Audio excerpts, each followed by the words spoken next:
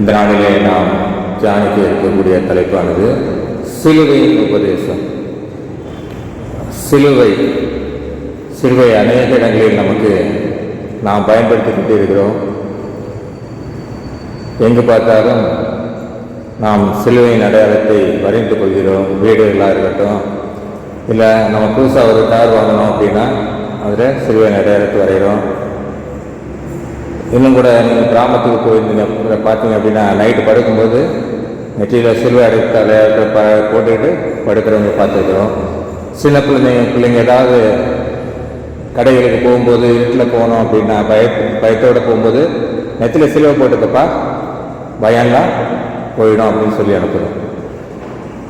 அப்படி நாம் சிலுவைக்கும் நமக்கும் அநேக தொடர்பு உண்டு. ஆனால் இந்த காலத்தில் சிலுவையின் உபதேசங்கள் எங்காவது கேள்விப்படுகிறோமா என்றால் அது மிக குறைவாகத்தான் இருக்கிறது. நாமும் அதை விரும்புவதில்லை.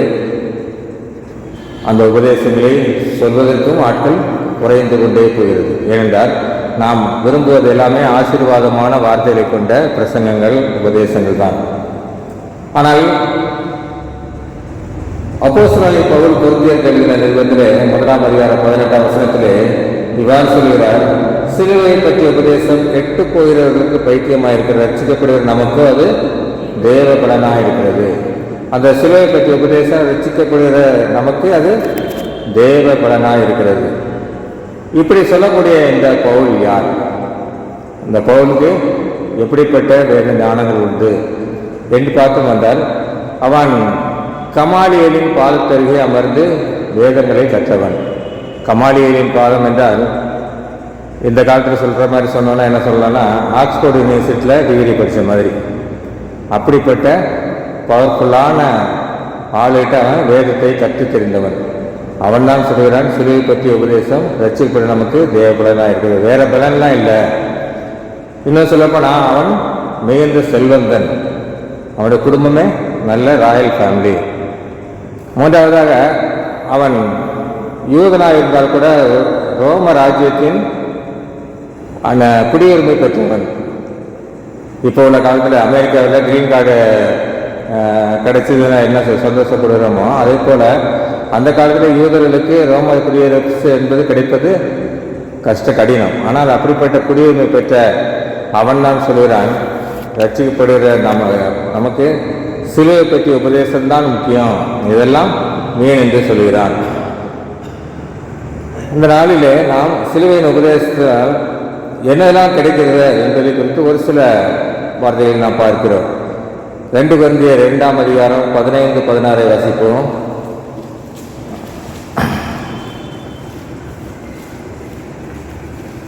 2 கொரிந்தியர் 2ஆம் அதிகாரம் 15-16.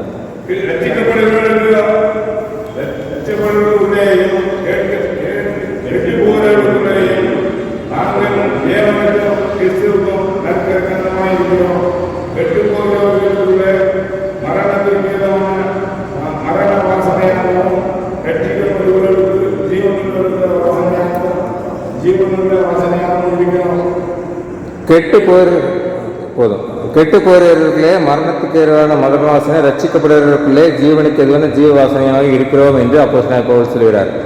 நாம் எப்படி இருக்கிறோம்? ஜீவ வாசனை உடையவர்களாக இருக்கிறோமா அல்லது மரண வாசனை உடையவர்களாக இருக்கிறோமா என்பதை நாம் சிந்தித்து பார்க்கக்கூடிய காலம்தான் இந்த தபசு காலம். நாம் கிறிஸ்துவின் நற்கந்தமாக இருக்கிறோம்.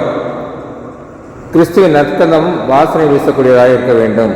அது எப்படிப்பட்டவர்கள் இருக்க வேண்டும் என்றால் ரட்சிக்கப்படுவர்களே ஜீவ வாசனை உள்ளவராக இருக்க வேண்டும். இன்னொரு வசனத்தை கூட வாசிப்போம். கொலோசையர் 1:14. கொலோசையர் 1:14.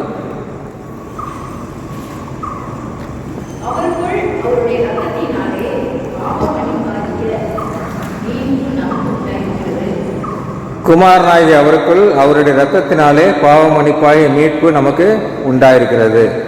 இயேசு சிலுவையில் சிந்திய இரத்தத்தினாலே பாவமன்னிப்பாகிய மீட்பு நமக்கு உண்டாயிருக்கிறது. நமக்கு மீட்பு எங்கிருந்து வந்தது என்றால் சிலுவையில் இயேசு சிந்திய இரத்தத்தினால் நமக்கு பாவமன்னிப்பு உண்டாயிருக்கிறது. எபேசியர் 1:7 இவ்வாறு வாசிக்கிறோம், அவருடைய கிருபையின் ஐஸ்வர்யத்தின்படியே அவருடைய இரத்தத்தினாலே பாவமன்னிப்பாய் மீட்பு இவர் நமக்கு உண்டாயிருக்கிறது. இயேசு கிறிஸ்துவனுடைய இரத்தத்தினாலே பாவ மன்னிப்பாகிய மீட்பு நமக்கு உண்டாயிருக்கிறது. இயேசுவை குறித்து மத்தேயு 1:22 அவள் ஒரு குமாரனை பெறுவாள், அவருக்கு இயேசு என்று பெயரிடுவார், ஏனெனில் அவர் தமது ஜனங்களின் பாவங்களை நீக்கி அவர்களை ரட்சிப்பார் என்றான். தேவதூதன் மரியாதையிடம் சொல்லும் பொழுது அவருக்கு இயேசு என்று பெயரிடுவாயாக, ஏனெனில் அவர் தமது ஜனங்களின் பாவங்களை நீக்கி அவர்களை ரட்சிப்பார். ஸோ நமக்கு பாவ மன்னிப்பு எங்கிருந்து கிடைக்கிறது? சிலுவையில் இயேசு சிந்திய இரத்தத்தினால். ஸோ சிலுவையின் உபதேசம் என்ன சொல்கிறது என்றால், நம்மளுடைய ரட்சிப்பு அல்லது நம்மளுடைய மீட்பு என்பது இயேசு சிலுவையில் சிந்திய இரத்தத்தினால் கிடைத்தது. அப்படியானால் முதலாவதாக சிலுவையின் உபதேசத்தினாலே நமக்கு மீட்பு உண்டாகிறது. இன்னொரு வசனத்தை வாசிப்போம். பிலிப்பியர் 2:8. பிலிப்பியர் 2:8.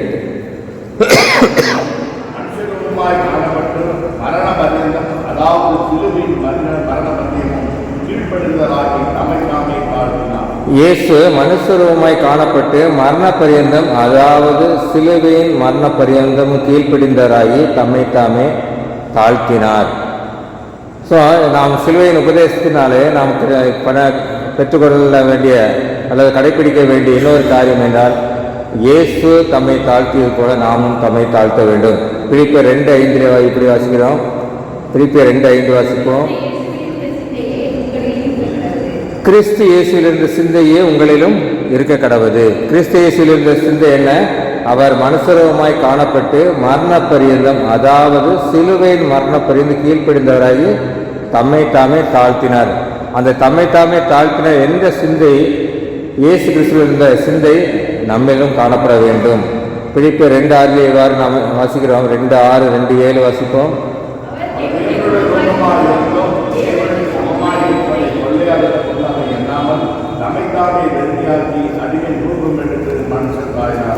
அவர் தேவனுடைய ரூபமாயிருந்தும் தேவனுக்கு சமமாயிருப்பதை கொள்ளையாடின பொருளாக எண்ணாமல் தம்மை தாமே வெறுமையாக்கி அடிமையை ரூபம் எடுத்து மனுஷர் சாயலானார்.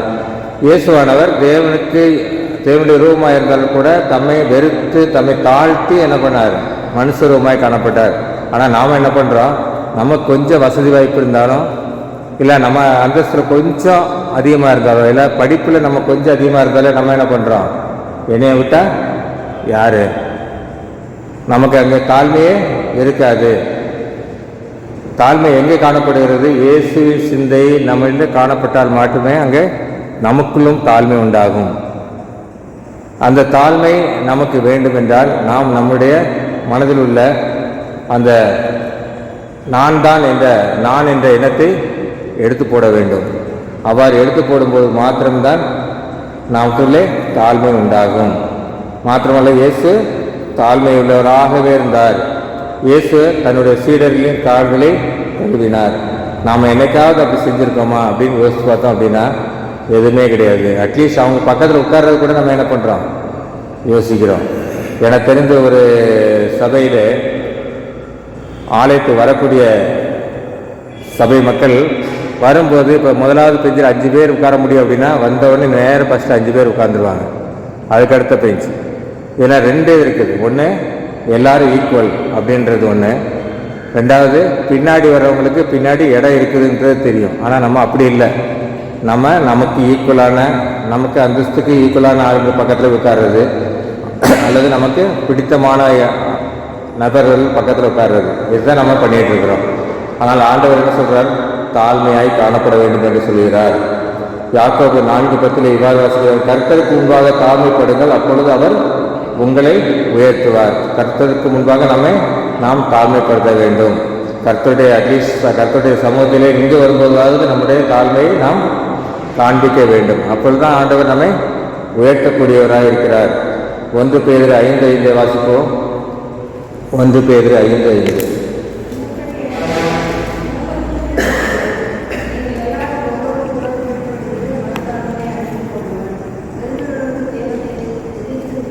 பெருமையுள்ளவர்களுக்கு தேவன் எதிர்த்து நிற்கிறார்,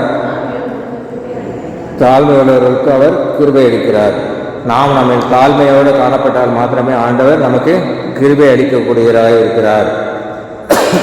இயேசுவின் சிந்தையை நாம் அடைந்தவர்களாய் காணப்பட வேண்டும். இயேசுவின் சிந்தையை அணிந்தவர்களாய் காணப்பட வேண்டும். இந்த சிலுவையின் உபதேசம் நமக்கு என்ன சொல்கிறது? இயேசு சிலுவையிலே மரண பரியந்த தம்மை ஒப்பு கொடுத்தது போல நாமும் கூட நாம் தாழ்மையோடு ஆண்டவருடைய சித்தத்திற்கு ஒப்புக் கொடுக்க வேண்டும். இரண்டாவதாக அந்த வசனங்கள் பிலிப்பியர் 2:8 அவர் மனசுரூபமாய் காணப்பட்டு மரண பரியந்த, அதாவது சிலுவையின் மரணம் கீழ்ப்படிந்தவராகி தம்மை தாழ்த்தினார். அதில் தாழ்த்தியது நாம் பார்த்தோம், கீழ்ப்படிந்தவராகி இருப்பதை பார்க்கிறோம். இயேசு அவர் உலகத்திலே வாழ்ந்த காலத்திலே முதலாவதாக பெற்றோர்களுக்கு கீழ்ப்படிந்திருந்தார். இரண்டாவதாக பிதாவாகிய தேவனுக்கு கீழ்ப்படிந்தவராக இருந்தார். எது செய்தாலும் பிதாவாகிய தேவனுடைய சித்தத்தின்படியே அவர் செய்தார். பிதாவுடைய சித்தத்தை மீறி அவர் எதையுமே செய்யவில்லை. ரோமர் 2:8 இவ்வாறு வாசிக்கிறோம், சத்தியத்துக்கு கீழ்ப்படியாமல் அநியாயத்துக்கு கீழ்ப்படிந்தவர்களுக்கோ உக்கிர கோபாக்கினை வரும். தேவனுடைய சத்தியத்திற்கு கீழ்ப்படியாமல் அநியாயத்திற்கு கீழ்ப்படிந்தவர்களுக்கோ ஒருவர் அநியாயம் செய்கிறார் என்று நமக்கு தெரிந்தும் கூட நாம் அவர் சொல்றதை கேட்டு அவருக்கு கூடவே இருந்தோம் என்றால் அவர்களுக்கு என்ன வருமா? உக்கிர கோபாக்கினை வரும். தேவனிடத்திலிருந்து உக்கிர கோபாக்கினை வரும். நாம் எந்த இடத்தில் யாரிடம் எது செய்தாலும் சத்தியத்தின்படி அவர் நடக்கிறாரா அல்லது நாம் சத்தியத்தின்படி நடக்கிறோமா என்பதை யோசித்து அதன்படி நடக்க வேண்டும். ஒருவர் சத்தியத்துக்கு விரோதமாக நடக்கும்போது அவருக்கு கூடவே இருந்து நாம் சப்போர்ட் பண்ணோம்னா அதுவும் கூட கீழ்ப்படியாமையிலே சேரும். அப்பொழுது தேவனுடைய உக்கிர கோபாக்கினை வரும். முதலாவதாக தேவனுடைய சிலுவை உபதேசத்தால் நமக்கு கிடைப்பது மீட்பு. இரண்டாவது நமக்கு கிடைக்கக்கூடியது தாழ்மையின் சிந்தை, கீழ்ப்படுதலின் சிந்தை. இன்னொரு வசனத்தை வாசிப்போம். எபேசியர் 2:16 வாசிப்போம். எபேசியர் 2:16.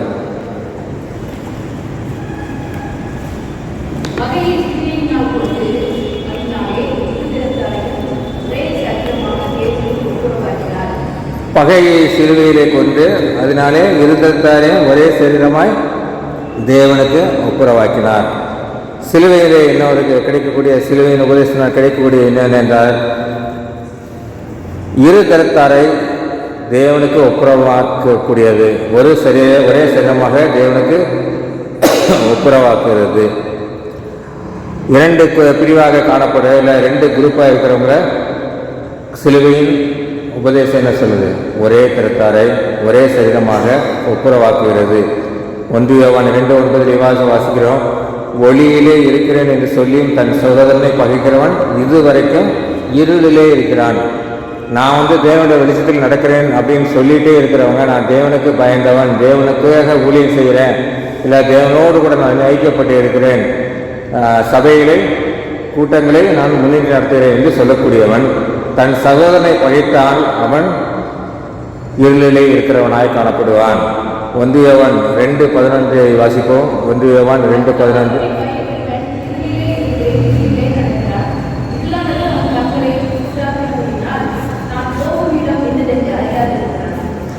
தன் சகோதரனை பகைக்கிறவன் இருளிலே நடக்கிறான். இருளானது அவன் கண்களை குருடாக்கி எனப்படினால் தான் போகும் என்னவென்று அறியாதிருக்கிறான். தன் சகோதரனை பகைக்கிறவன். நாம எத்தனை பேர் கூட பிறந்தவங்க கூட எவ்வளோ ஒத்துமையாக இருக்கிறோம். ஒரு சின்ன விஷயத்து கூட அண்ணன் தம்பிக்குள்ள சண்டை, அக்கா தங்கச்சிக்குள்ள சண்டை, மாமியார் மருமகிட்ட பேசுறதில்லை, மருமக மாமியார்கிட்ட பேசுறதில்லை,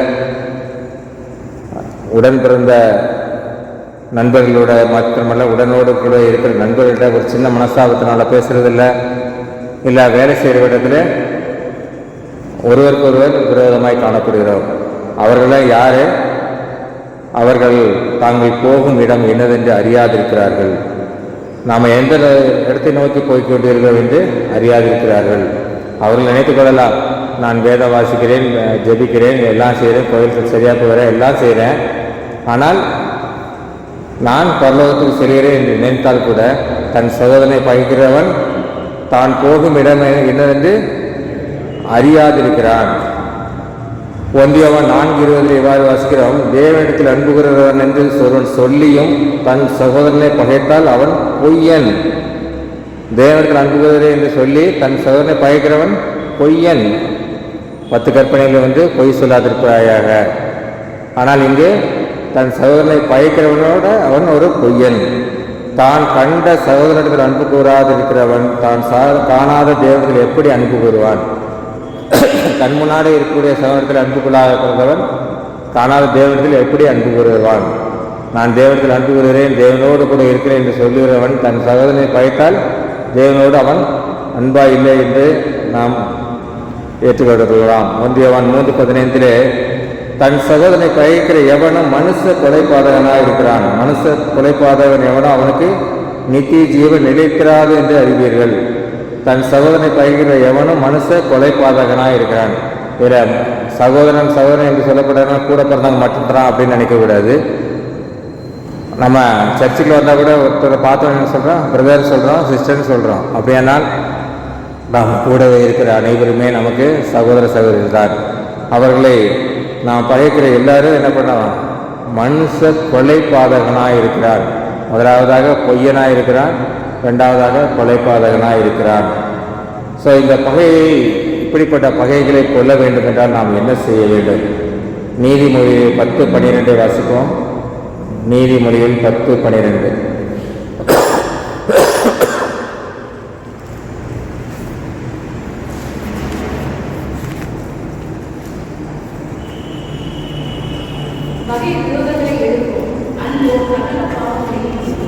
பகை விரோதங்களை எழுப்பும், அன்போ சகல பாவங்களை மூடும்.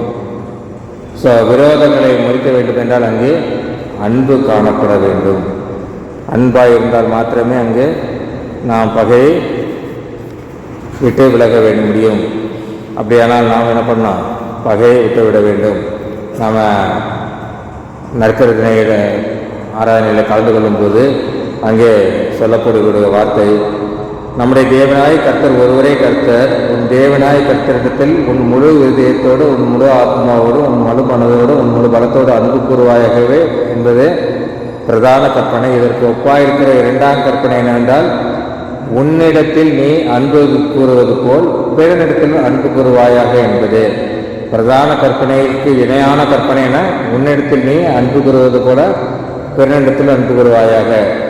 இந்த அன்பு இருந்தால் சகல பாவங்களையும் மூடும், சகல பிரிவினைகளையும் மூடும். அது இல்லாமல் மத்திய 5:44 வாசிக்கிற, உங்களை பகைக்கிறவர்களுக்கு நன்மை செய்யுங்கள். நம்ம கூட இருக்கிற நமக்கு நன்மை செய்கிறவர்கள் நன்மை செய்வது எளிது. ஆனால் ஆண்டவர் சொல்கிறார், உங்களை பகைக்கிறவர்களுக்கு நன்மை செய்யுங்க என்று சொல்கிறார். யார் மேலாவது பகை இருந்தால் அப்படியாவது நாம் என்ன செய்ய வேண்டும்? இந்த தவச காலத்தில் அதை சீர்தூக்கி பார்த்து அதை விட்டுவிட வேண்டும். நம்ம சொந்தக்காரங்க யார்ட்டையாவது பேசாமல் இருந்தாங்கன்னா இன்றைக்கே போயிட்டு, ஒருவேளை தவறு அவர்கள் மேல் இருந்தால் கூட நாம் என்ன பண்ணணும்? நாம் தான் இறங்கி செய்ய வேண்டும்.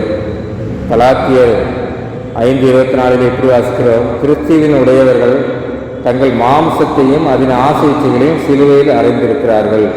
கிறிஸ்துவனுடையவர்கள் தங்கள் மாம்ச சிந்தையையும் அதன் ஆசை இச்சைகளையும் சிலுவையில் அறைந்திருக்கிறார்கள்.